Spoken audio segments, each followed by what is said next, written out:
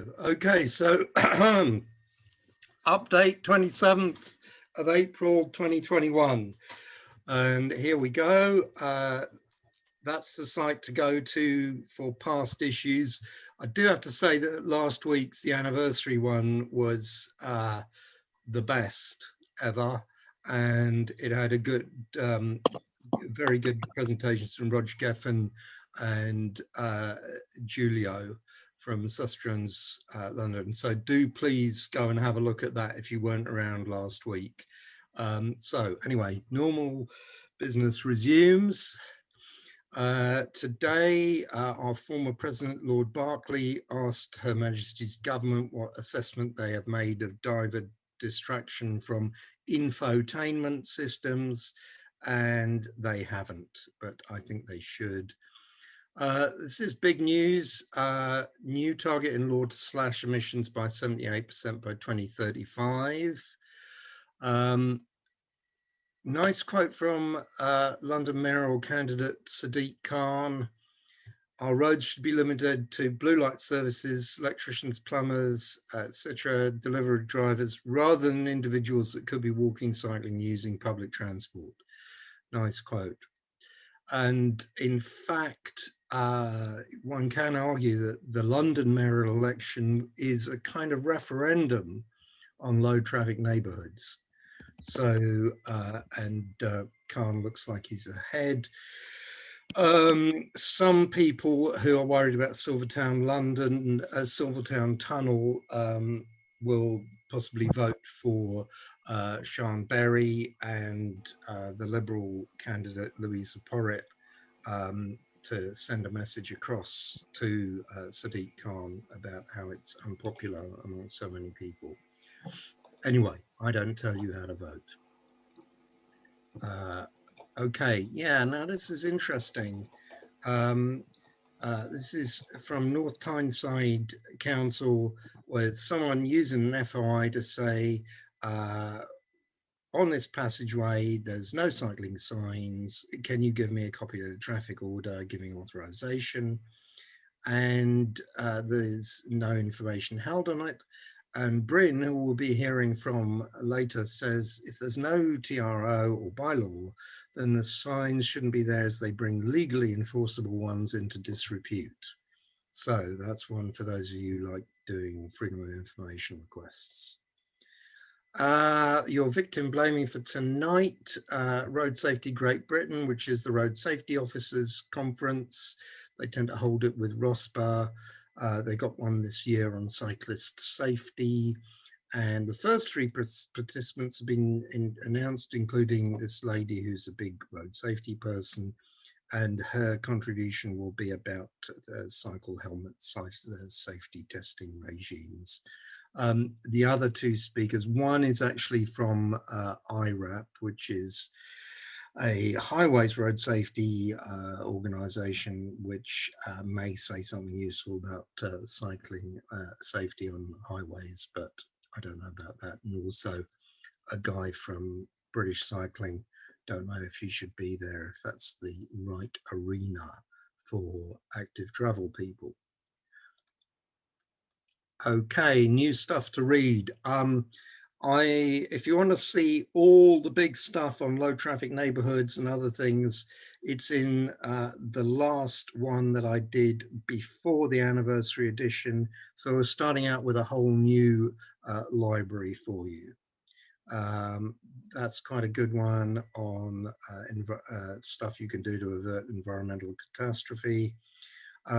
Some sort of more in-depth one about net zero. You'll be hearing a lot about net zero, so do have a look at that article.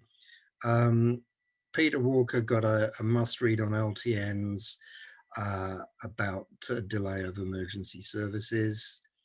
And there's two threads here from Chris Kenyon, and in particular the second one, taken in Camden Parkway. Watching the street for 2 minutes today was a great reminder why we need a mayor in London willing to accelerate the journey to a fairer, more just streets.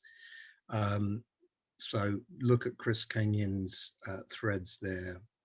And here's one, if Tom Bogdanovich is watching, he's always been interested in this. In 2019, the UK car and automobile industry spent over 1.9 billion on digital advertising alone. And this is actually from a advertiser's piece. So how about getting a bit of taxation on that is what I say. Here's an event doing research when it matters, about how research links in with activism. And you've got Rachel Aldred, formerly of this parish. It's chaired by Ian Walker, also of this parish. Linda Bald, you've probably seen on telly doing stuff on COVID. Don't know the other guy. How can researchers maintain their impartiality and objectivity when studying social problems that need swift action? That's Thursday, the 20th of May. Election time. Okay, go to these pages on Cycling UK about stuff you can do. Ask your councillor candidates to stop cycling. Do mute yourself, please, everybody. And go to Cycling UK. Also one specifically for Metro mayors. And I've talked a lot about the police and crime commissioners and the Action on Vision Zero manifesto on that, which you should look at. So there's plenty of lobbying there for you to do. Okay, nice little thread I picked up from Mark, the ranty highwayman, and it's about LTNs and using cameras, and he's arguing for that we shouldn't have exemptions, and we shouldn't really be using ANPR, let's say cameras. So do read that. Do log on to this when I finished and read through what he says. Makes sense. I don't want to read it out now. In London, yes, not much news going around from the UK, but in London, a few things. It's about Merton. And Lucy Tausig says, Merton hasn't even trialled the latest LTNs and has rejected £400,000 funding, which was offered from TfL via TfL from central government. LTN 120 guidance, that's LTN is for those who think LTN 120 is always to do with LTNs. LTN here is low traffic neighbourhood. This is local transport note issued by the Department for Transport. Guidance is ignored. No common place or council-led workshops, no engagement with children or others, no data evidence, etc., etc. So Merton not looking good. Yet another case of slip back. On the other hand, Camden's looking good. I've talked about York Way before. They've got a fact sheet and a review and before and after. Cycling on York Way is significantly increased, although motor vehicle levels have as well. And if you do live in the area or travel in the area, do go to that if you're anywhere near Camden. Lambeth, Tulse Hill sent this today. The antis there, the pros there, and some nice sort of flowery stuff, which shows how good planters can be. Harrow. Okay, this is not good. In Harrow, the LTNs and cycle lanes are to come out. The trials were implemented so poorly, they were partly removed after just 6 weeks and then opened up to emergency vehicles without camera enforcement. And the resident access scheme that was consulted on was completely different from the trial. So look at that from Healthy Streets for Harrow. Now, my old patch of Ealing. Yeah, demonstration anti-LTNs. The protesters claim it's the biggest demo yet, but Better Ealing claim that it's half as many people were there as last year. And Liberal Democrats going along with the opposition to LTNs. Apparently there have been ructions in the local Lib Dems about that. some comments were made about Ealing by Adam Tranter, and he says between 1,200 and 2,500 people, you know, being nice and polite and allowing for both estimates of numbers. In doing so, they inadvertently demonstrated why they're essential. If the same amount of people had used cars at the London average occupancy rate, there would be a traffic jam of between 7 kilometres to 14 kilometres. That's what Better Ealing streets say about what car journeys are, and how most are shorter than 5 kilometres, 16% shorter than 1 kilometre. So look at Adam Tranter's thread, and also these figures when you go to our website to look at the slides. Although I will also send you slides if you email me. Now today, a school street in Wandsworth was pulled by the school because of abuse and aggression to parents at barriers from drivers, dangerous driving from vans, lorries, motorbikes speeding through the barriers, and children, and poor support from the local council, which, as you know, was one of the first to take out its LTNs. David Hembrow reminds me of this nice little graphic here. Licensed vehicles at the end of the quarter between 1998 and 2018, from about 27 to about 38. Look at that massive increase. And it's also graphed back to 1950. Look at that. That's an indication of how bad things are. I think I might have showed you this graphic before from Steve Melia. Change in transport costs since 2000, adjusted for inflation. Tax down, motoring costs down, bus and rail up. He should have actually put in bicycles as well, but that's a bit complicated because of COVID and Brexit. Here's a nice graphic. Yes, I agree. And finally, we've got a Dave Walker cartoon. I've shown you this before, but it's such a good cartoon. Why people don't cycle. And, you know, that's just a good cartoon. So there we go. I don't know if is Lucy attending, Lucy Tausig from Merton, if she wants to say anything more about Merton, but that's basically it for tonight. Thanks, Bob. Right, has anybody got any points of order? Or Lucy, you're going to take the bait?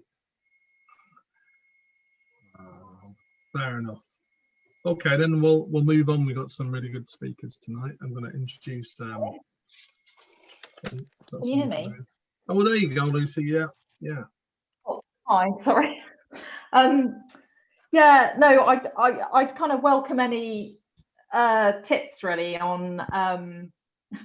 Sorry, just reading the chat. Tips on Merton. We're kind of struggling a bit. There's a really motivated bunch of people. But I think to do low traffic neighbourhood consultation with no information at all on the scheme, background data, you know, percentage of rat running, all that kind of thing is quite a major, well, gap. And yeah, just any kind of advice on the best way to engage, that kind of thing.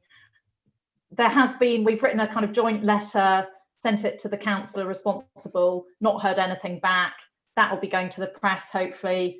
But, you know, it's just, you do kind of wonder, there's really kind of a brilliant bunch of campaigners, and yet not getting anywhere. Do you want to come back on that, Bob, or?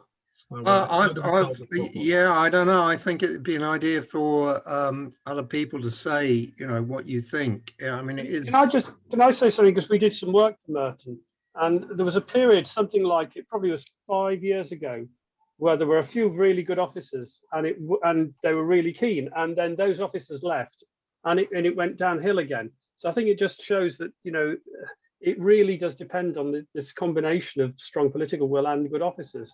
And once you've got neither of those, it just disappears. So we did lots of reports for Merton, and they're all on file somewhere, moving barriers, all sorts of stuff.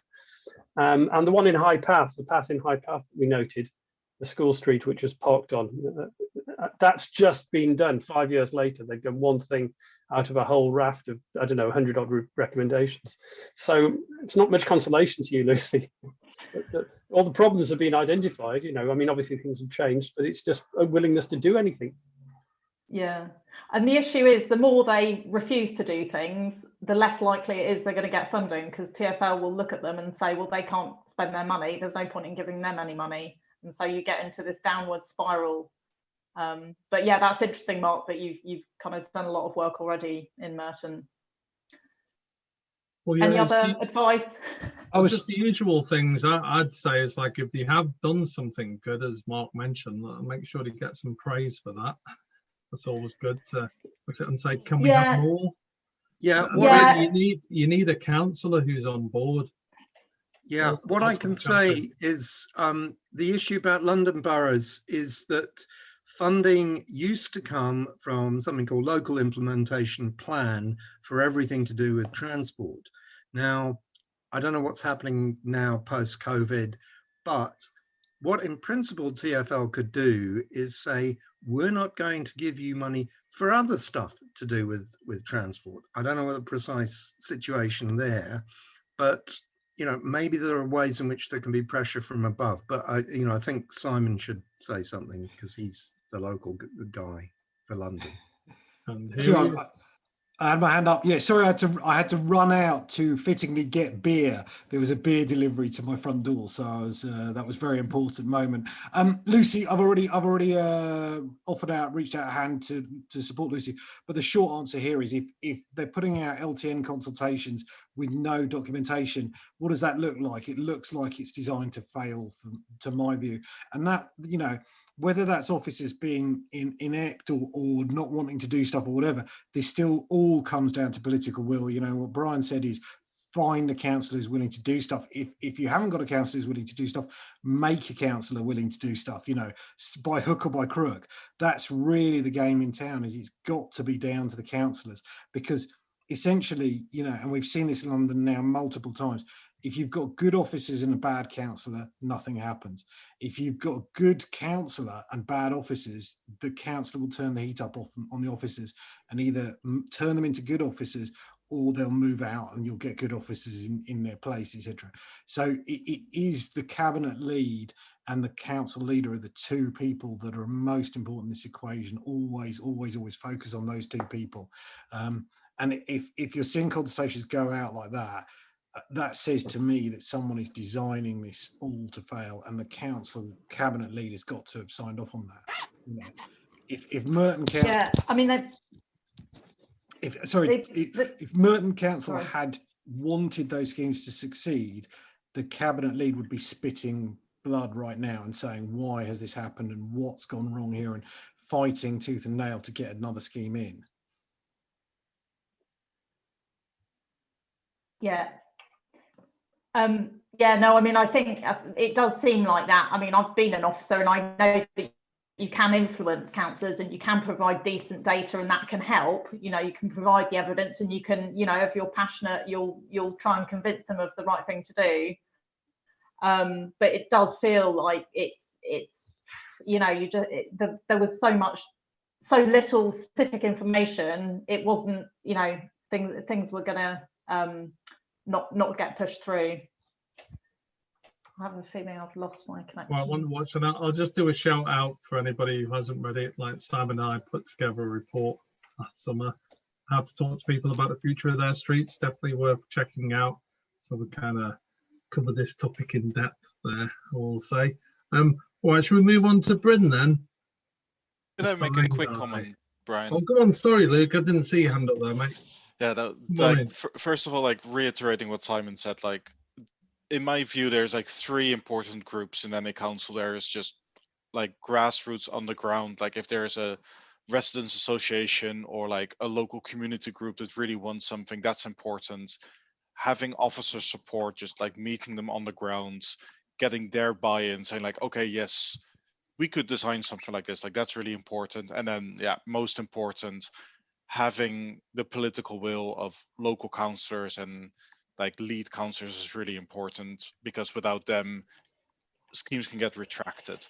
What I will also say, if like for some councils, unfortunately, something like LTNs are a bridge too far. Closing down entire roads is just too much. So what could work is starting smaller. It's annoying, but it can work. So think about school streets, because who doesn't want to protect kids going to school? Play streets, really having like grassroots, like, yes, we want to close down our road once every month or like every Sunday so that our kids can play outside. Right now, I think we've seen in a lot of boroughs that councils were very afraid of losing car parking spaces outside of businesses, but now with the outdoor seating, so many councils actually are thinking like, okay, yes, we've closed down a few parking bays, that's great, but we can have more income from tables and chairs licenses, and our businesses want more, so can we not just close the entire road for some day trading hours? So it's really like starting small sometimes and starting on yeah, like a 2-hour per day closure for a school or for a play street or for supporting businesses, and hopefully you can build that up towards, let's have permanent closures that are 24/7. Can I just cut in? It's the insidious way that a lot of American cities did car-free days, closing freeways for a day and then taking them forward. And we were trying this in Edinburgh last year, which or year before last, closing every Sunday, and people saying how nice it was. So that's a leverage way in, is having a car-free day once a week. All right, cheers for that, Dave. Yeah, I definitely think the whole cyclovia, like road closure one's definitely a good way to start. We should do more of those for sure. Charles, are you trying to come in, or is it just no? Lucy, can you rename yourself as Lucy? Because there are two Lucys, and I wanted to send you a message. Okay. Yeah, sorry, I lost my connection. I lost my connection there. But the other thing I wanted to say about Merton is they put in school street signage, but they're not enforcing their school streets. So the people are just driving straight through them. Again, any ideas welcome. Obviously, ANPR camera would be a solution, but it just does show lack of something or other to bother to go to the, do all the TROs and stuff for school streets and not enforce them. Yeah, well, there's an issue in a few places, isn't there? But yeah, can do is offer to help. Keep saying please for an expertise. But yeah, good old Merton. He's done some good stuff in the past, and I'm hoping he can get going again. All right, well, we'll move on to our first speaker now. I'll do that gear change. Bryn, are you there? Our sign man. Yeah, hey everyone. I have got some slides, so if you don't like slides, now is your cue to escape. I'm just going to share screens if that's all right. Go for it, mate. It's all yours. I'm wonderful with technology, you see, so usually everything explodes as soon as I. So can everyone see that? Yeah, is that coming through? Yeah, looks great, mate. Excellent. Right, so I'm just going to do a quick spiel about signs for low traffic neighbourhoods, because I think a lot of councils are doing this a bit by the seat of the pants, and this is fueling a lot of the opponents because they're using loopholes in signing deficiencies and whatnot. So, well, this is all wrong, it should all be removed, get rid of it. So hopefully isn't going to be telling people how to suck an egg out. I'm kind of assuming you're not all sign nerds like I am. So if it's a bit too basic or a bit too technical, feel free to just jump in and tell me, and I'll explain what I'm trying to say. So just a quick rundown who I am for those who've never seen me before. I'm called Bryn Buck. I'm a member of the Institute of Highway Engineers. Been in the highways industry now for 11 years. Started off as about a 5-year-old complete nerd. Love toy cars, setting up little road layouts. And it kind of spiraled from that. My current job, I am a road safety auditor and a highway designer. So I do I do quite a bit. Even my job description's a bit vague because my employers sometimes are, well, we're not quite sure where to place you because you do a bit of everything. So I'm a bit of an oddball in that regard. And I live in Bolton, so I don't know if anyone's familiar with the Greater Manchester campaigns, but I try and help people with that if I can. Sort of in the background, I'm a bit of a shadowy figure, I'm afraid. But I've got a Twitter and a website which you can see there if you're interested. I'm going to admit now I'm a fair weather cyclist. I do tend to be a driver, but I'm firmly on board with the idea that we need fewer cars. So I'm a bit of a odd one to try and reconcile that. Why, if you like driving so much, why are you trying to get rid of cars? Because you can like driving and still understand the social impact of driving. So it's a straightforward concept, but people don't seem to grasp it. And the picture, in case anyone's wondering, that was me in 1993. World Book Day. What do you want to go as? And I said Highway Code. I won most original costume, but only second place overall. I lost to somebody else who obviously had probably a bit more time and a bit more money than a mum who was desperate to put together something out of cardboard. So main thing why we need to make sure signs are important. This is actually the first few pages of the traffic signs manual for everybody. It's clear and efficient signing is an essential part of highway and traffic engineering, but when you go outside onto the network and this is like completely ignored by so many practitioners, local authorities, they just get things wrong, or I don't know whether it's whether they don't know or don't care, and I'm not sure which is worse. But once you start getting your signs wrong, you're into safety implications, you're into legal implications, and it can spiral. And a simple thing as one incorrect sign could cost a council millions of pounds if somebody takes them to court, and it ends up being that the council have to refund penalty charge notices and so on and so forth. So it's a lot easier to spend a little bit of time in design stages to get it right. So I always tend to do this little chart for people. You've got sort of a lot of signs are ugly. Let's be honest. They're not the prettiest thing. Big sheets of metal stuck up in a town centre. They're never going to be attractive. But you can have good ugly and bad ugly, and we need to always aim towards good ugly because people can understand it and it's enforceable. So you always want to be in that side. Always over there, not over there. Because if you end up over here, you'll end up with me tweeting about you, and you don't want that. So there's going to be differences in Greater London and Scotland. I'm going to say that now because I don't do TROs in Greater London or Scotland, so I don't know the ins and outs of it, but I do know that they're different. But generally in England and Wales, you need to, if you're going to place a sign, it's got to be what we call a Section 36. So it's placed with lawful authority and can be enforced through the Road Traffic Regulation Act and the Road Traffic Act. These are the two main things that give signs the power. Bollards and planters is covered by Section 92. That's very important because if you're putting an obstruction in the highway, which a bollard or a planter is, you need to have that lawful authority to do that. The opponents of LTNs always try and claim that, oh, no one's got the authority to close a road. Well, wrong, you do. There's lots of different ways you can close a road to traffic, and all of them are acceptable, but the main way of doing it is Section 92. If you get that right, and you get one of the opponents trying to get a gotcha FOI in, like we do with the councils that try and hamstring cycling, they're going to just look silly, really, because they're going to get the answer and they've got nothing to come back with. So the main sign that we can use, I'm sure you all know this one, the Evel Knievel. This is the real deal. This is the sign to use. All the other variants are probably not going to be the most watertight legally. This automatically allows non-motorized users to go past it. You don't need to dismount if you're on a push bike or an adapted cycle or anything. You've got power to go through it. It's no motor vehicles. You don't need the except for access plate underneath because it's a physical barrier in the road. So a motor vehicle can't pass it anyway. So there's no access to maintain. And this is the good news when local authorities say, well, it's too expensive to put the signs up because we have to have power to illuminate them. If it's in a 20 zone, it doesn't need lights.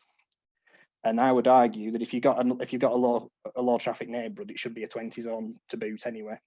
I don't understand why you'd have a 30-mile-an-hour LTN. That seems to defeat the point. You can use this, which is it's almost like the inverse flying motorbike, which is just the diagram 955 cycles only. this doesn't need to be lit no matter where you put it. You can put that on a national speed limit road and doesn't need to be lit. So that saves a few pence there on electricity. Being pedantic, if it's a filter that you want to show everyone can use, including horses and pedestrians, you should probably be using 956.1. But I don't think you're going to get many people ringing up saying you haven't provided a sign to say that I can take my horse through a LTN filter. This is an option, but I would say do not use this unless it is a contraflow cycle street, because you're watering down the meaning of it. It's a no entry sign. It has a specific purpose. Only use it for that specific purpose. So I mean, drivers probably understand it better, but once they see that and figure out, hang on, I can sneak down here, I can get through here, they start seeing one-way streets and think, I can get through here. And before you know it, you've got wrong-way incursions into one-way streets and head-on collisions and a lot bigger problem. I did write on my blog a while ago about how I think we should have a variation of the no entry sign, which means this is not a through route, but that's for another time, I think. Again, if it's in a 20 zone, you don't need to light it, so savings again. So here's one of the famous Levenshulme filters. Some of you may know this very well, some of you may not. This had quite a few teething problems when Manchester City Council installed it. They installed the planters but didn't put the signs up. So this got everybody's backs up straight away, and there were some very well documented examples of vehicles just bouncing onto these two wide footways and driving around this particular filter. Thankfully, a bit of common sense prevailed and they got the signs up in the end, but it was a bit of a back to front way of doing it, and it cost us Manchester City Council quite a lot of goodwill, I think. So as I said, it's a good filter despite the teething problems, especially in the design of this one, especially because it's next to a lighting column, so it's lit at night, so anyone driving into it can't say they didn't see it, because they will say that. The antis, you will get somebody who is that way out, they will deliberately drive into a feature. When I was working in Blackburn, Darwin Borough Council, we had a well remembered incident where somebody took a serious dislike to a new set of traffic signals and drove his car into the controller cabinet and did 50 grand's worth of damage. Wipe the signals out. You just can't help some people. They just, yeah. So again, they got the correct signs. In fact, it's probably overkill having a no motor vehicle sign on every plan too. I would have probably just gone for 2 poles, but it gets the point across. And I would have probably removed that 20-mile-an-hour repeater, given that it's not a through road anymore. This is a much older filter, not far from the rest of Levenshulme. I stumbled across this one by accident, and I thought, hey, that's not too bad. I'll take a picture of that. So again, this one's got the 956, which is ridiculously high up in the air, but it is present. And you've got the 2 little routes through for cycles and bollards again to stop people driving through. And I said you've got markings. We'll ignore the guy parked on the footway. I don't know who he was, but all that road space, still got 2 wheels on the pavement. It's just endemic. I think people do it out of force of habit now. That is going to be a large battle for the future. And as I said, this being quite an old looking one, I'd say that dates probably to at least the early 90s, if not before. It demonstrates that low traffic neighbourhoods are not a sudden Boris Johnson, Grant Shapps plot to force you out your cars as part of this new COVID world that all the lunatic conspiracy theories seem to come out with. So these are old concepts. There's nothing new about this. There's nothing revolutionary about this. This is stuff that we've been doing for decades, but have only just started to roll out in big number. And I think this is where the problem is people are forgetting what they used to do because it's been that long since they've done it, and they're making these daft mistakes. So this is the one that you're probably all here for. What's the deal with this sign? Well, if I can be blunt about it, it's a lovely sign, but it is not a traffic sign. It's not got DFT approval. It has no legal meaning. It's a piece of plastic that says the road is open to these symbols. And as far as I know, the DFT haven't issued any official comment on it. They seem to be turning a blind eye to the presence, which is a good thing, in my view. I don't have an issue with the sign, but you can't just use that. You have to use the legally required signs. If you don't have the legally required signs, that is meaningless and it will cause you enforcement difficulties.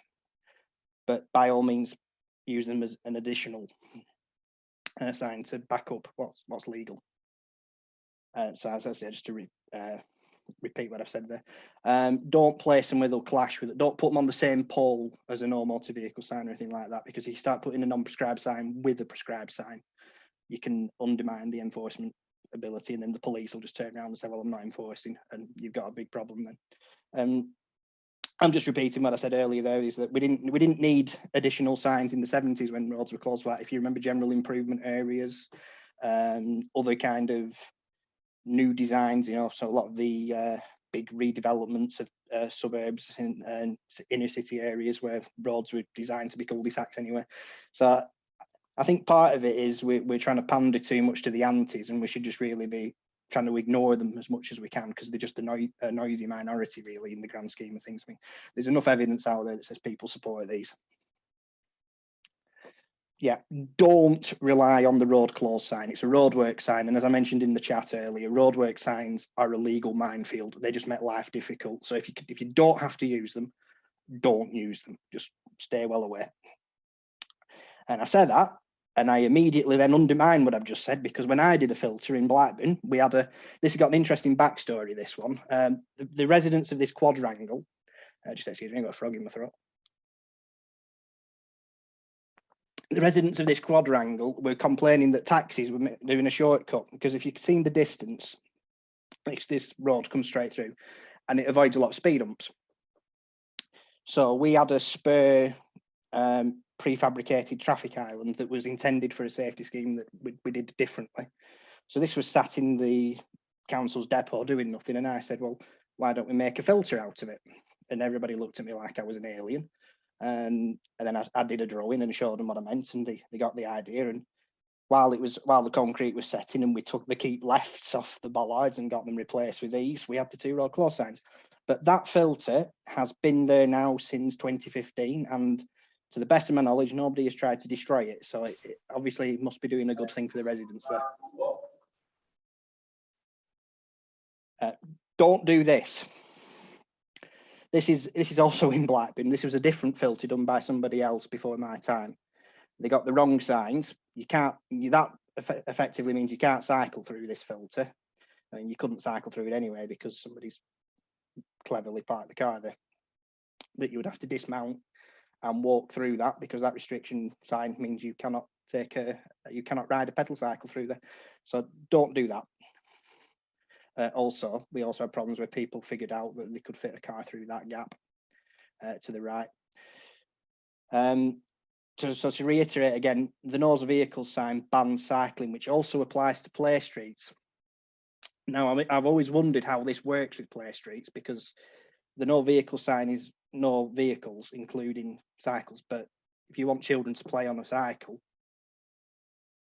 you want to play street. So there's a bit of a clash there in what the law is trying to achieve. So it's a bit of a strange one, that. But I would basically say that the no vehicle sign is not compatible with a low traffic neighbourhood or a pedestrian sort of town centre or anything like that. I think that should be a really rare sign used in very specific circumstances. Adequate warning is probably going to be the best weapon. With you hear the argument that, well, the ambulance got lost and then couldn't find their way through the estate because the sat-nav told them all the roads were open and they weren't. Well, as the problem is, I hate sat-navs. I'm going to put that out there. I think they are one of the worst inventions ever, because people now spend so much time looking at what the GPS tells them and not actually bothering to read the layout ahead. And I think this is what causes a lot of the left hooks and close passes, a lot of the aggressive manoeuvres in junctions. It's all down to somebody following a machine that's telling them in 5 yards, turn right, and they haven't anticipated that they're going to have to do that, and they just cut you up. So that's a rant for another time. But I would say we need to make sure that we have adequate signposting of LTNs, which it is clutter, but we need to make sure that people know if you go in this estate, you're not going to be able to run through it. If they're kept out altogether, it's going to make people's lives a lot easier. You can use the accept cycles plate underneath, but it's optional and it probably should be obvious. So these are 2 Manchester examples. This one's from the 80s. This is these 2 the 11 June filters I discussed earlier. This one uses accept bikes with a symbol, which isn't strictly correct, but I think it looks a lot nicer than the official Accept Cycles. So I have been known to advocate using that, but because it's an advisory piece of information that carries no legal meaning, you can probably get away with it. Nobody will bother you too much. And I think, if you're all still awake, the last one as well, street nameplates are a good way to get the message across. This was the same filter I said in Blackburn. I didn't want anyone turning into this side road and then ringing up the council saying I couldn't get back out. So we have the no through roads, and we have street nameplates that say, you know, there is no exit, you cannot go this way. And as I say, it's worked. People know that's no longer an option for them rat running, and it's stopped. Just a bit of a self plug as well. If in doubt, if you've got a local authority consulting on a scheme and you're not 100% sure that what they've done's right, just give us a nudge. I'll give a bit of pro bono advice. I'm quite happy to do that. Just have a quick glance over the plans and suggest any feedback. I mean, I'd rather work with councils than work against them, even though I can be quite blunt in my views. I think we want more people on side than against. So it's better to get these things right. And that is probably going to be me wrapped up there. Lovely. I hope that's giving you a bit of a whistle stop tour around the exciting world of traffic signs. I do this so you people don't have to, I think, because it is a pretty boring subject, let's be honest. But thanks for listening. I'll hand back over to Brian. And as I say, just going to disclaimer there, you don't take everything I say as gospel, because I am a human and I do make mistakes, but most of the time I'm usually right. All right, thanks very much. Brilliant, thanks, Brynna. I thought that was fantastic, actually, and great topic. But maybe I'm as boring as you, who knows? But it's a great topic. Has anybody got any questions for Bryn? Now's the time. If you ever want to know about signs, we've got the man himself here. Anybody got anything? You see Ruth's hand up. Ruth, get in there. Hi, well, it's been in the chat as well. Given that we have got new road layouts, etc., when might there be a change in signage so we can fall more into line with the European style signage? I did post in the chat, but maybe it didn't work. Sorry, I'm going to just have a quick scroll back through now. My apologies there. Just summarise what was in the chat, Ruth. Oh, yeah. One of the signs I put in was it's called Let Op, which means look out in Dutch, and it's a sign saying to drivers that there is a cycle lane on the inside and they must look out before they turn right, whereas here it's turn left. So that's an example of. Yeah, I mean, the problem is with the TSRGD is it being a statutory instrument, it usually takes about 10 years to get an update. So the last one was in 2016, and the amount of trouble that I mean, I helped proofread it, and it was such a tedious and painful process. Where a lot of us have said we don't want to do that for a long time again. Daft things like even just having the new schedule layouts, which tell you which each sign can be done, and it allows a lot more flexibility. But we just wanted a simple thing where there were a little page mark so you could flick between the pages. And the government's lawyers were absolutely dead against this because it would change the layout of a statutory instrument, which has been the same for the last 300 years or whatever daft amount of time. But I think in terms of TSRGD, you're not going to get a new TSRGD probably for another 10 years or so, but you might get amendment regulations. But the problem is at the moment, the DFT's traffic signs policy branch consists of about 4 people at the moment, and they are so heavily overworked with everything. New signs, they're not that they're against it, but if they say yes to somebody, it's adding to the workload, and they just haven't got the people to do it. So I think the only way we're going to be able to get basically the DFT needs more funding. We need to start taking transport generally more seriously, start putting more money into transport. But things like the Let Op sign, and I think there are informal ways you can do it, like with the road open to all sign. You could probably have safety messages, because I know Calderdale councils, when I started work there, the reason I managed to get the job with them in the first place was they'd been given a block grant from the DFT because they'd successfully done several road safety campaigns that had really made a dent in the KSI figures. And a lot of that just involved really daft things like simple reminder signs, like, you know, look over your shoulder if you're on a motorbike, or, you know, have you checked your mirrors before you turn left? That kind of thing. It probably does work. You just got to it's just a balance between having too much sign clutter and having the right message. But okay, sorry, just say, well, that's interesting you say too much sign clutter, because NCN signs are notoriously teeny weeny and you have to know where they are to see where they are. Absolutely. There seems to be some kind of anti-cycling thing with signage. You know, the problem we have with traffic signs is we go too small for cyclists and too large for cars. And this is because of the old method of determining the letter height. It's all worked off the 85th percentile speed. So you end up with direction signs for cars, even on a 50 mile an hour speed limit road, they'll use an 85th percentile. So if it's somewhere like the A4, you'll end up with the letter height being almost motorway sized because it's got a 50 mile an hour speed limit. But then they'll say, well, cyclists, you all wobble and you all do 2 mile an hour, so you only need a sign that can fit on a postage stamp. And I think this sort of design logic needs to be addressed, because what happens now is it's almost like silo mentality, where a lot of consultancies don't understand why traffic signs are designed the way they are. They've read the manual, they've just digested the manual and walked off, saying, well, the manual says, and that's it.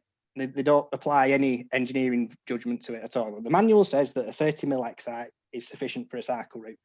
Now, if you're cycling at 20 miles an hour because you're a fast cyclist, or you've got an e-bike, and let's be honest, e-bikes can, I mean, I loved going around London on an e-bike. I've been advocating e-bikes up in Manchester ever since my hangover, what I call my hangover queue, when I managed to do 10 miles on an e-bike while hungover. That got me bright and ready for going back home. But the speed you can get up to on an e-bike, you are keeping up with motorised traffic now. So the cycle signs are probably too small, too ineffective, too last minute as well. The number of times you see a cycle direction sign after the decision point, and your only answer then is to like slam the brakes and jump onto the footway to get back to where you need to be. The problem, basically, in a nutshell, it boils down to I don't think we have the design talent anymore to address these issues, and a lot of it's just people who read a manual and have it. Well, that'll do. You know, this is a £20 million scheme. The curbs and the concrete and the physical, that's the big spend. And then right at the end of the scheme, a week before it was due to open, they think, hang on, wayfinding. We should have thought about that at the start. And this is how you end up with a signpost in the middle of a cycle path, and you end up with the lighting columns in the middle of a cycle path, because nobody's bothered to think about these little, these piddling issues, which actually should be the first stage of your design, is where is all the street furniture going in relation to your path. But you never know, we might get, I think LTN 120 is actually probably going to start tackling some of this, because of some of the guidance in there. I mean, I know it is only still guidance, but if it can be pushed over towards being a mandatory document, we might get somewhere. But one of the things LTN 120 does seem to be light on is signage. There's very little in there, because it just basically sends you back to the traffic signs manual. So you've got that sort of forever loop where you don't get anywhere. I don't know if that answers the question properly, but a bit of a rant, I know, but that's just my sort of general feeling. I think until we get better engineers, and I don't know how we're going to get better engineers in the industry, it's probably going to be a continual struggle. I thought it was the best answer ever, that one, Brendan. I go Steve, we'll do him in the order that the hands came up. Thanks, Brendan. That was brilliant. I just wondered whether you had any views on the classic, because I'm sure you will, the classic 1957 transport typeface created by Margaret Calvert. The old ministry one. Yeah, lovely typeface, and it can still be used legally, even though we've got the new Warboy signs. You can replicate old finger posts on unclassified roads, because I have certainly advocated this, and I know a lot of councils have been doing it. Lancashire went through a phase where they've done quite a few replicas of 1950s finger posts. So yeah, definitely. And you could, and also on a cycleway, obviously, you're not necessarily, if it's off highway, if it's like Transpennine Trail or a lot of the NCN, you're not actually obliged to use the blue signs. You could, if you wanted to, have a nice 1950s style finger post. I certainly wouldn't stop someone from doing that. Good man. All right, Dave, got a question? Yeah, okay. I'm sorry, Bright. Hang on. I'll make sure I'm not muted. Yeah, couple of things. Chapter 5 gives lots of lining and signing for carriageways, but we have things like bollards and islands in cycle routes which people collide with, but there's no guidance for cycle markings and cycle lining. No, there isn't. What's your other thought? I mean, Cycling UK has a license for road signs, and we actually preempted 1903 and 1930 road signage by putting them up ourselves. So is there any way that could be worked to fill in the gaps? I'm just wondering. I would take the view that, again, one of the big problems at the moment is that because the DFT is so understaffed, the old saying, well, if it's unlawful, you'll get caught. What used to happen in the old days, if you did something unlawful, the ministry found out and sent you an angry letter and told you to stop. They'll never find out because they haven't got the staff, and no one's gonna tell them. And if somebody does tell them, they haven't got the staff to deal with it. So I would take the view that obviously it's buyer beware, because you're interfering with the highway in a way. But if you've got buy-in from the local authority, I mean, I've done it with cycle design, because Chapter 5 doesn't provide, for example, if you've got a bi-directional cycleway and you want to delineate the floors, you've only got the standard size road markings, which that's a 1 meter line with a 5 meter gap, or a 2 meter gap, 1 meter line, which just looks absolutely ridiculous. So what I always do is I just scale it by 50% and send it to the lining contractors, and they do it. They just paint it, and no one's ever batted an eyelid. So I think if you scale road markings down to 50%, because obviously the standard traffic lane's about 3.65 meters, and the standard cycle lane width's usually, it's meant to be 2 meters. We know in practice it's usually about half a meter, and you just get on with it.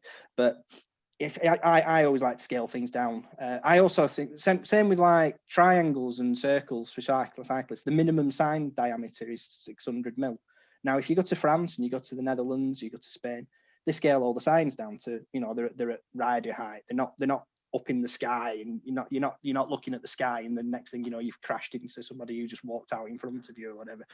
And we haven't thought it. And I've always said this. I mean, I know the word, like, it probably doesn't sit well with a lot of people, but I've always taken the view that cycles are a form of traffic, and if you're a form of traffic, you need a road.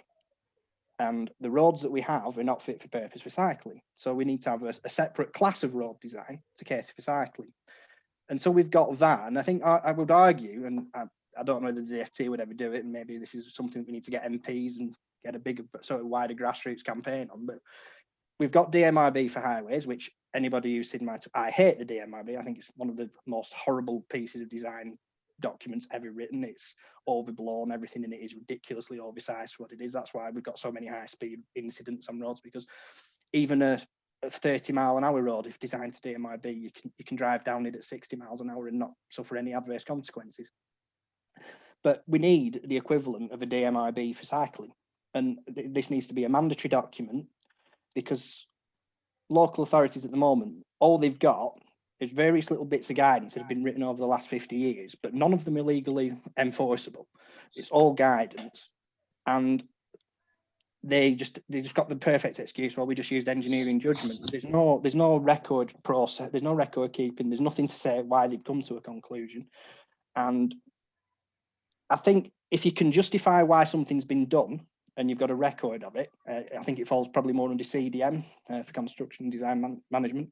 But I think breaking the rules to prevent a larger harm is more acceptable than having an obstacle and people crashing into it and saying, well, there were no sign for that, or no roadmap, we couldn't do anything. I think sometimes you've got to bend the rules for the greater good. Oh, that's brilliant. Yeah, I'm going to allow a couple more questions, but ask people to be a bit brief, because we've still got another talker. Yeah, I think you're on a bit of a roll now, so I'm going to keep them going. Mark. Awesome. Thanks. Just one quick anecdote, very quick, and one question. So somebody commented in the chat about the DFT taking 20 years. That was the late, I don't know if he's late, but certainly retired Brian Lyas, who was the GLC's traffic signal team. And he said, they are not going to get no entry except cycles until I leave the DFT. And he was completely true to his word. Until that one guy left, they didn't change. And the moment he left, it started working. I can see Roger smiling because Roger was around at the same time. So, Bryn's entirely right that it's such a small team that one person can hold things up. The question I had was about very particular, picky question about wands and lines, and the instruction that wands have to go adjacent to lines and not on lines. And the argument is that the line is the legal sign. The wands are just what obstruction that you can put in legally. But if you put the wands on the line, you're interfering with the sign marking, and therefore you have to put it. And if you look at the photo behind me, what Brighton have done is they put 2 white lines down and they're going to put the ones in between the 2 lines. Yeah, no, I am quite, again, I think a bit of rule breaking for the greater good again. The example I like to cite is the Chorley New Road emergency active travel scheme, which is just literally around the corner from where I live. This is the one which I don't know, some of you may have seen. I got into a bit of a spat with a Bolton councillor about, because he was complaining about a scheme that his own council funded that he agreed to, and then changed his mind when the heat got a bit too much. But he's tried using that same argument that the ones make the traffic, it makes the traffic lane too narrow, even though the ones on the cycle lane side.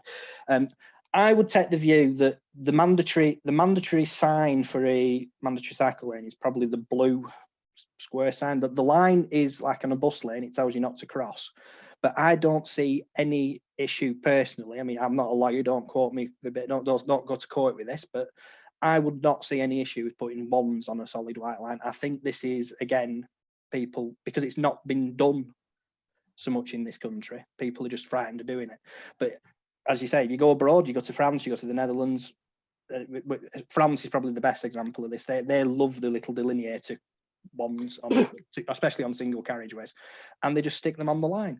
So if the rest of Europe can do it, why can't we? Brighton put Orcas on a contraflow cycle lane right outside Brighton Station, and the DfT noticed when they went to visit Brighton about something else, and they got removed. So that was the one occasion it did get noticed. All right, I'll move on to the next one. I'll just say I'm totally responsible for that rule. I haven't agreed it with DfT when we first put them in.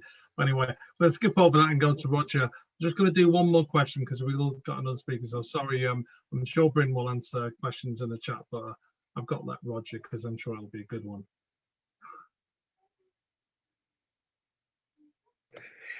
Thanks, Bryn. Thanks, Brian.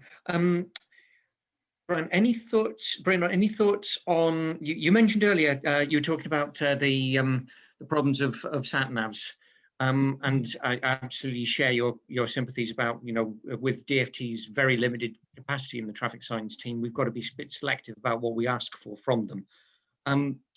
One of the things we really need to avoid some of the problems we've had with LTNs is for DfT to coordinate the setting up of effectively a digital map of all the traffic regulations in the country. Oh, so, I am so in agreement. Yeah. I'm so in agreement with you on that. From your perspective as a practitioner, what does that involve from DfT to make sure it works at your level? And you're actually doing the job of making the TRO. Well, at the moment, TROs are all separate to each local authority. So the problem they have is they're responsible for each TRO they do, and then when you get to the next authority, they're responsible. So some authorities are brilliant with this. They've moved towards having online GIS-based systems where you can go online, you can click on a street, and it'll bring up all the TROs. I think there's various companies do this. Buchanan Order Management's one that springs to mind, and I think they run a program called TrafMap. That's quite a good piece of software, but it's quite expensive and it's a lot of technical input involved, so it's not universal. It would be lovely if there was a national database for TROs, even though they're all run separately. But this is sort of taking me into my big super argument that I don't think tiny local authorities should be in charge of highways. I think we need regional highway management. It's got to be more, for example, Greater Manchester's got 12 or 14 councils or whatever. All of them have different views, but the land area is so small that those different views means that one road that crosses Greater Manchester might have 12 different authorities managing it, so there's no consistency.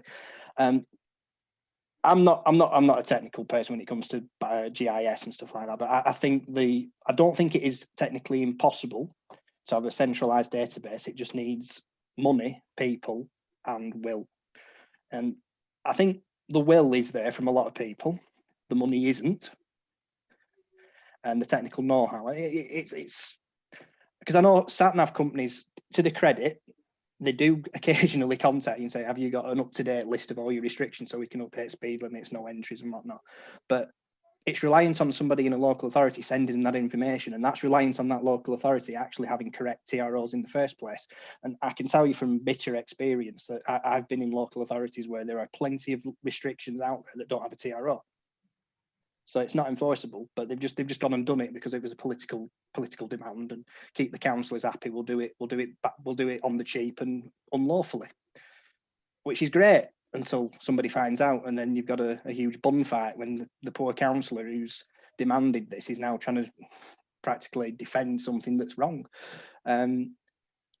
So again, it takes me back to everything always comes back to that same problem. I think that the highways industry is completely broken. We haven't got the skills, we haven't got the checking and management processes. There's no quality control in any of this. If you've got the statements earlier, if you've got good councillors and good officers, you will get a good scheme. But we haven't got that universally. And we've got some places where we've got bad councillors and bad officers, which is just a recipe for chaos. And then we've got officers who are alone to themselves, and they're brilliant because they're mavericks and they're doing a lot of good things, but they probably shouldn't be doing it because they're not acting within their powers in some respects. They're going by the seat of their pants. And until we get this all down sorted out, we're just never going to progress. And I don't know what the fix is, because we've just never taken transport seriously in this country. It's always seen as the poor relation. Nobody wants to be the transport secretary. Nobody wants to take the issue, and nobody wants to argue with the motorist vote. And I think that's just why things just keep getting left as they are. And until somebody dares stand up and basically becomes the human dartboard that they need to be to tackle this issue, I don't think we're going to get a really positive change, unfortunately. Well, let's leave it there, but that was absolutely brilliant, Bryn. And I had all my questions that I wanted to ask you, so I'm hoping you're going to come back and we can have a signage part 2. We didn't even talk about narrow lanes to overtake cyclists or cycle street signage. But anyway, that's for the next time. I'm going to give my throat to rest. Yeah. No, you've done brilliant. You said he only wanted 10 minutes, but you know. No, so I'm sorry, everybody. I've destroyed you. If you go into the pub tonight, forget it. I've ruined it. No, you definitely were well worth it. If you'll have me back, though, I'll happily do more. Yeah, no worries. Magic. Yeah, no, please indeed. There's lots to talk about. I'm doing a big wayfinding thing at the moment, so I definitely need to tap you up on that as well. No worries. But let's jump on to Robin Lovelace now. Definitely one of my northern heroes. Robin, are you there to tell us about? Yeah, I'm here. Can you hear me, Brian? Yeah, I can hear you fine. Yeah. Right. Yeah. So, well, yeah, I can just take it away. I'm not going to be talking for as long or in as much detail as Bryn, but I just want to say I thought that was absolutely fascinating, because it's something that you never hear discussed. I'm in the Institute for Transport Studies, and to my knowledge, there's no module on road signs, and it's something that you notice but never really gets discussed. So I thought that was an absolutely fascinating lecture.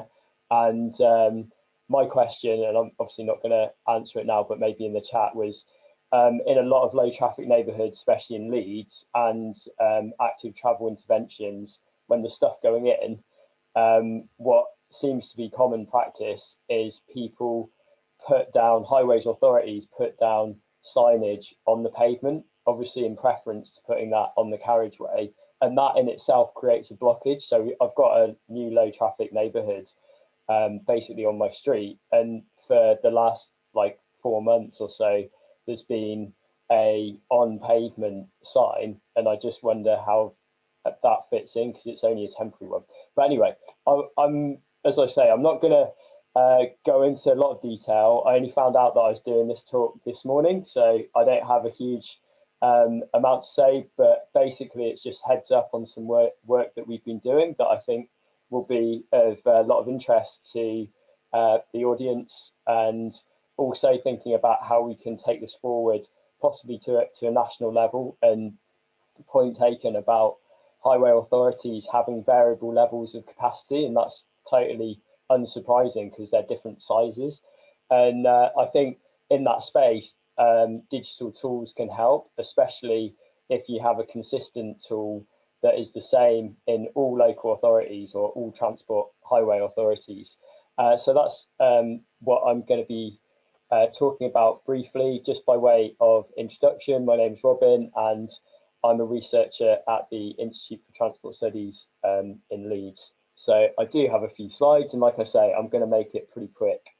So yeah, there we go. So I have presented this work already, so I'm not going to do a long kind of PowerPoint presentation. Basically, it's to present this tool that we've developed, which is a collaboration between many people, and you can see their names there. But essentially what we've created is a prototype tool and a demonstration, a proof of concept that you can generate actionable evidence to enable the planning system to account for and support active travel.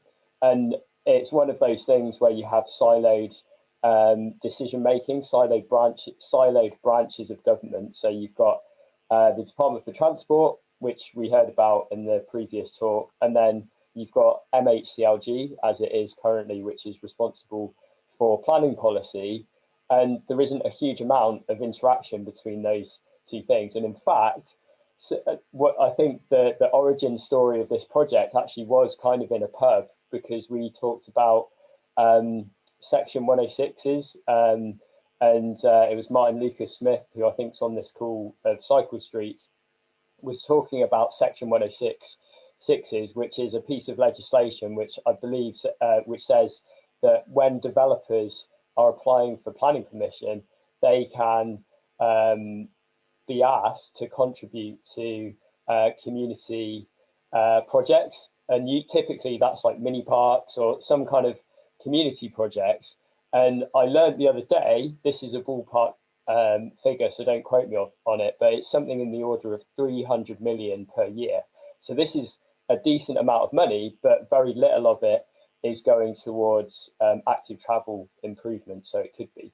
So that's a bit of a backstory, but I'm going to fast forward to what we've got now. So we have this nice flashy interactive website, and you can it's free and open, like a lot of the work that I do, because we believe that when more people have access to high quality information, better decisions get made. It's not just like one specific group of stakeholders. So that's the website, and I'm going to provide a bit of a kind of description of it. So I think one slide that I did want to show was just outlining the fact that although this is about the joining up transport policy to planning policy, there's a wider narrative which is about inaccessibility of the evidence. So the idea that transport models are used by this elite group of people, and only a very small number of people can actually use them, and they run on a computer buried deep in some local authority, and therefore are pretty inaccessible and not transparent at all. So the wider concept here is, let's kind of open this up and make the evidence speak for itself and make it transparent so everyone can see what's going on. And the other point there is that if you look back at the history of transport modelling, transport models themselves were designed around a specific problem, which was planning for growth of car use, which is not the main problem that we're facing now. So we need different approaches to transport modelling.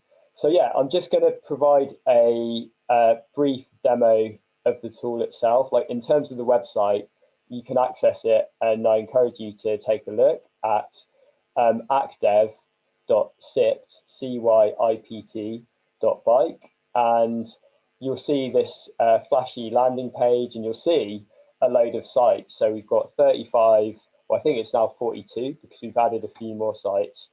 And you can explore them. Before I go into the details of what the tool actually shows, it's worth just saying that you've got a few a bit of info. So if you want a deep dive into the like data and the methods, you can read up on the details there.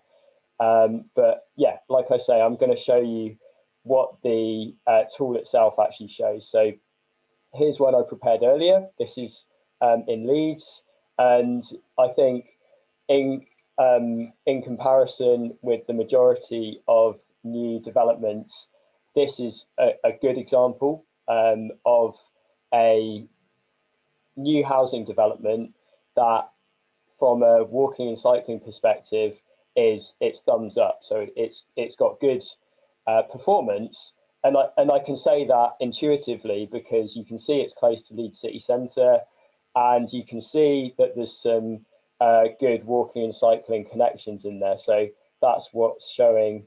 Blue means it's relatively quiet route, so you're not going to get scared of motor traffic, and there's probably low speeds on them, whereas red is slightly more dangerous. So it's not perfect, nothing's perfect, but it's accessible to a lot of amenities. So probably just based on the location, people are going to be able to live in a way that isn't totally dependent on cars.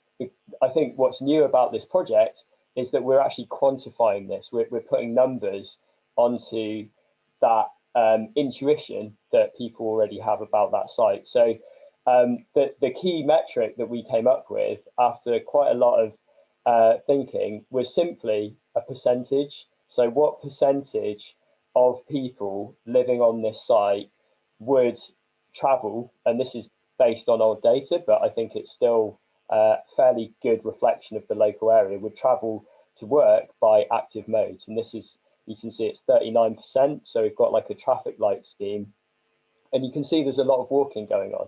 And that is completely, as you would expect, being close to a city centre. So yeah, you've got this headline figure, and you can use that to not only assess sites that have already been built, but sites that are proposed that are planned to be built in the future. So it gives you a way of intervening early in the planning process.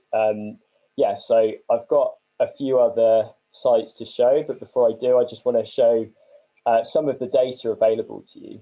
So you've got desire lines, which give a kind of representation of the likely places where people will be wanting to go. Again, this is prototype work, and we could do a lot more to improve that. So currently we're focusing on trips to the city centre and trips to work, because there's a lot of data on that already openly available. We could add other journey purposes like travel to school, potentially travel to shops, and other things. But what we do, and this is kind of building on my work on the propensity to cycle tool, for each of those desire lines, we convert that onto a route on the route network. And that's thanks to Cycle Streets, who provide the routing.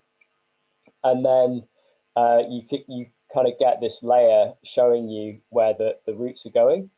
You also have a route network layer, which gives you attributes down to the segment level. So segment by segment, it will give you an indication of how busy the road is, how many people, and this is just people from that site, could be using it. So it can flag up issues around the quality of the infrastructure.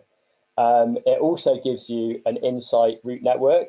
So this is quite a small site, so it doesn't really have much of a transport network inside it, but some of the really big housing developments have in like roads inside them, and that can also help encourage walking and cycling.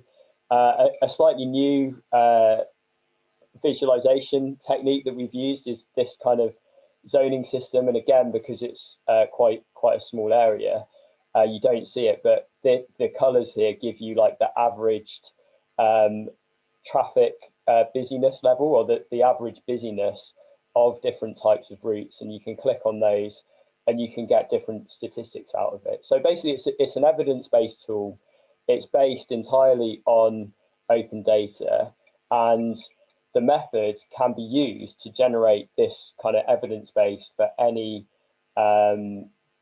any planning development in the UK, but we've only done the prototype for a handful of sites. We started off with 35, One of the great recent developments, which is thanks to a researcher called Nathaniel, is we've actually added the ability to add new sites. So if you know of a development that is in the process of being built, it should be possible to add that to this website. So that's something we can talk about. But yeah, I just want to move on to show on the other end of the spectrum. So I've just changed to a different site, and you can see this is totally the other end of the spectrum. So here you've got loads of walking activity in the blue, and the majority of trips are within 0 to 3 kilometers. This is another development site out to the east of Leeds, and basically, if you zoom out, there's not a lot going on. Probably the majority of the travel to work and other destinations is going to be dominated by Leeds, and you've got really long distance trips that probably aren't cyclable for the majority of people, and in addition, they are pretty unpleasant roads to cycle on, according to the data. So that's one example of a site that would perform badly. So yeah, that's the tool. I could go on at length about it, but I want to at some point open it up to questions. There's a few other things that I wanted to say. So one of them, which I think is something that could feed into future government planning policy in the context of this document, if you're interested in the policy side of it, there's this planning for the future white paper, which means, and it still hasn't been settled. So there's a possibility to actually influence national planning policy. And basically this data shows that there's two main aspects of active travel performance. There's the location. Can you access sites within walking and cycling distance? And then I think it's fair to say if you're in the middle of nowhere, and there's no public transport, it's very, very difficult to encourage people to travel by foot and by cycling. So you're essentially locking people in to car dependency. The other aspect of it is the quality of provision. So there are some sites where they are close to a urban centre, but because the infrastructure is such that they don't have good access to walking and cycling routes, the level of cycling is low. So and walking is low. So we can represent that. This is just another site. This is actually Handforth Garden Village, which is the same Handforth of social media fame recently with Jackie Weaver. But anyway, you can see a scenario of change. If you click on this button, you can say, imagine if you had good infrastructure and if the people in those areas travelled by more sustainable modes, what would happen? So we hope that this does feed into the decision-making process. We've got one final layer in there, which I think is potentially a bit of a game changer that I know Brian's quite interested in. So going back to Leeds Climate Innovation District, and also actually showing some of the other layers on here. So there's a lot of data here, but we're trying to kind of keep it fairly simple by summarizing it just in terms of the mode share by active travel, which is a nice, simple way of summarizing a lot of data. But you can also see key destinations nearby, the buildings on the site, which in this case, this is in construction, so they're not all there yet. You can see planning applications in the local area. And again, that's thanks to Cycle Streets and the Planet API. So this is actually a national database, so you can see where big plans are going in. Bike parking, I thought this was very interesting. There's clearly a lack of bike parking in this part of Leeds, so that's something that's often overlooked in the planning process. Like, do you actually have cycling provision for parking your bike. Collisions, I'm not going to show. One that I wanted to show, and this goes back to Bryn's point, that low traffic neighbourhoods isn't actually as new a concept as you thought. In fact, there's low traffic neighbourhoods all over the show, and this layer produced by Cycle Streets gives you an indication of roads where there's no cut through. So you're unlikely to have any rat running in these green areas. So again, that could be something that's of interest when you're thinking about planning new sites. Are you going to put it near one of these red routes, or are you going to place it somewhere that is going to have low levels of traffic? So that's in a nutshell what it does.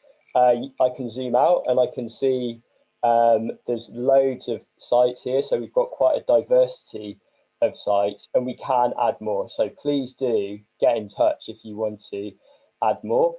And before I talk about next steps, I just want to show the possibly most technologically impressive part of this, which is the simulation.